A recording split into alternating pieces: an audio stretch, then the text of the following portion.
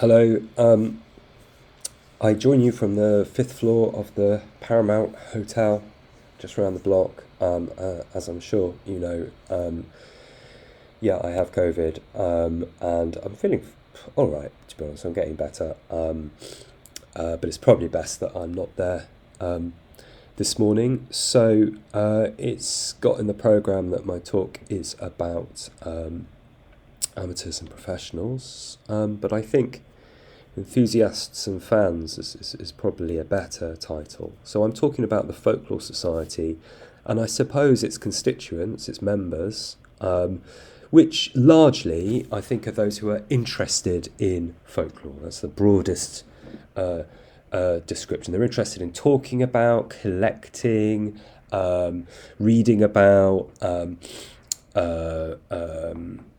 experiencing folklore. It's less of a performative society. It's less of a society for doers. There are other societies, plenty of other societies. The most biggest and most famous, probably the English Folk Dance and Song Society, which I'm sure many of you know. But the FLS has always been, I think, for those who are interested in thinking about folklore. And in that, there's a history of many binaries in that interest. And that one between amateur and professional being someone who draws a salary to collect or think about folklore, so a connection typically to a university or there. But of course, there've never been that many truly professional folklorists, and there are hardly any, if any, now. And there's been a lot of extremely professional, quote, amateur folklorists. So it's not, to be honest, that useful a distinction, but it is there. There is now, I would say, a binary between the academic and the enthusiast within the FLS, and the academic may not have a tenured position, or may not draw may not draw any salary to look at folklore, but they may be working in another field or whatever. But they communicate largely via scholarly publishing, and I think that's the distinction. The enthusiasts, the fans, the entrepreneurs, and performers to an extent, but within the FLS, probably a little less of that. They're communicating via trade publishing. They're communicating with publics a lot more, if they are sort of entrepreneurial in that way. But within the society, they may be they may simply be interested, and that their connection with folklore may just be with the FLS. That might be the most important connection to folklore as a forum for thinking and discussing it. I don't think we talk about this a lot within the society, and societies, whether they're learned societies or wider societies, they're hierarchical, and certainly English culture, it despite it being very classed, often hierarchies are kind of unspoken and not distinct. And there's certainly within the FLFs there is a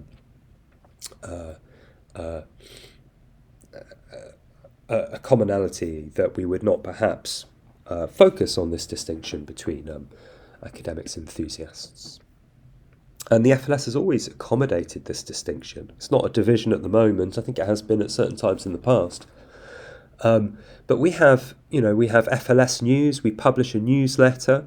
Of course, we have the journal Folklore. But we also have this rather wonderful newsletter, which is edited by Kerry.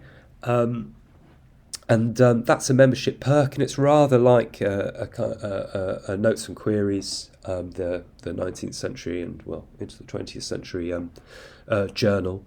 And it certainly is a place for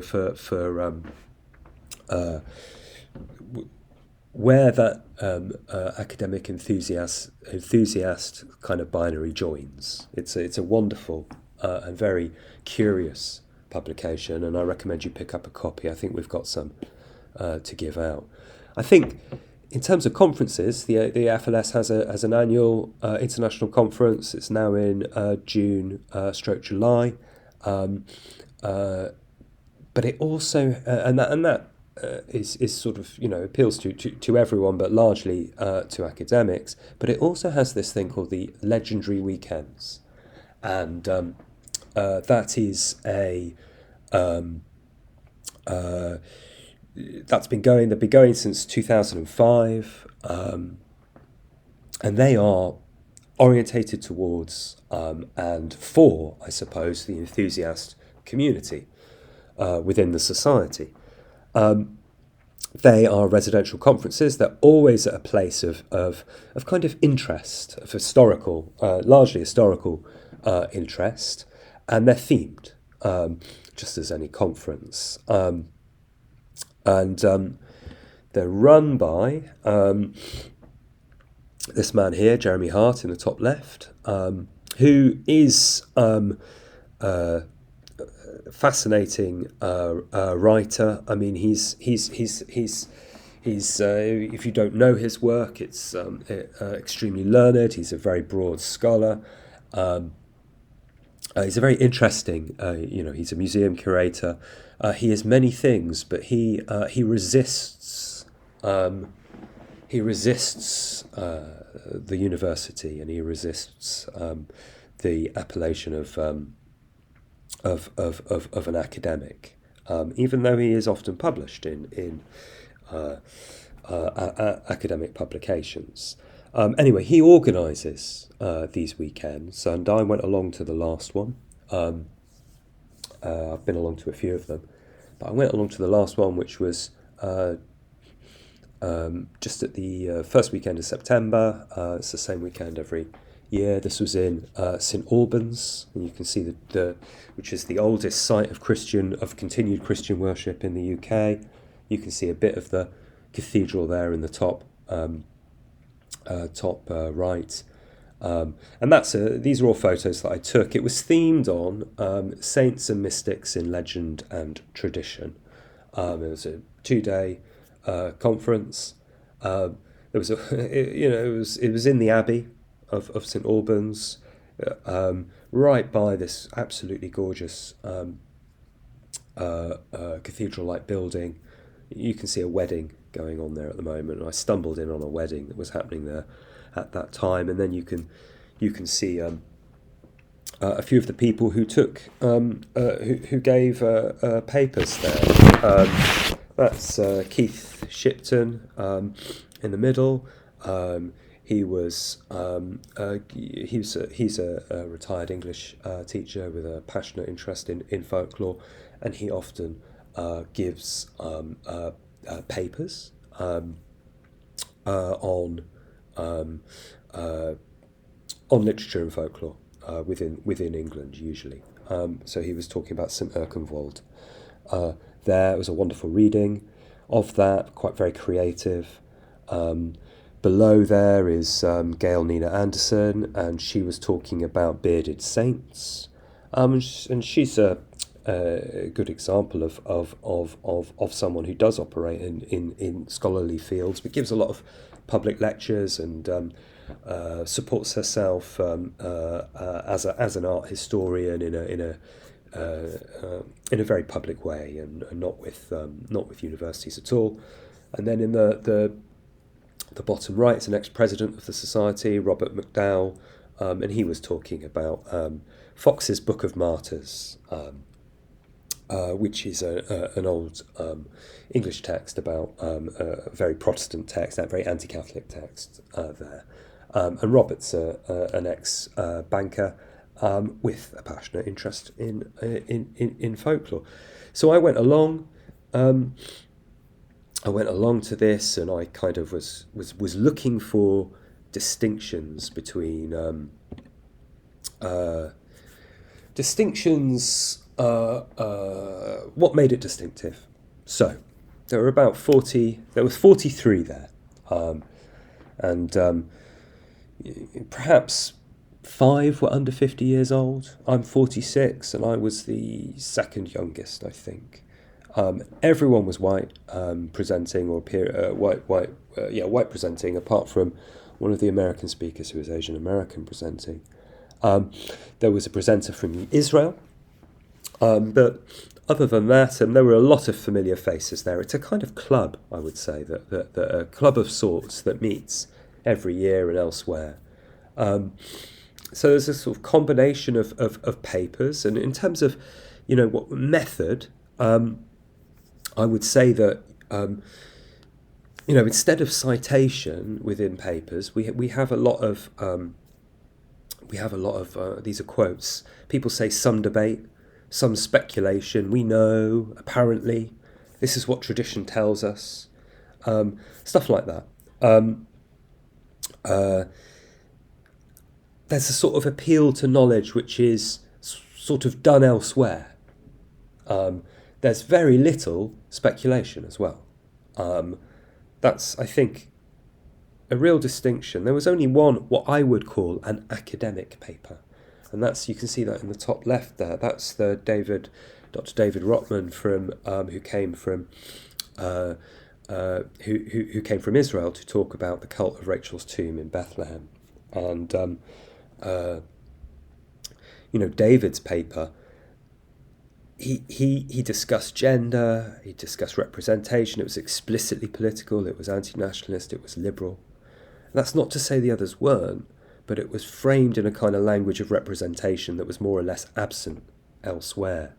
In all the other papers, there was no real approach to method. There was no, this is how we know what we know. It was just taken. It was just taken that kind of work goes on elsewhere.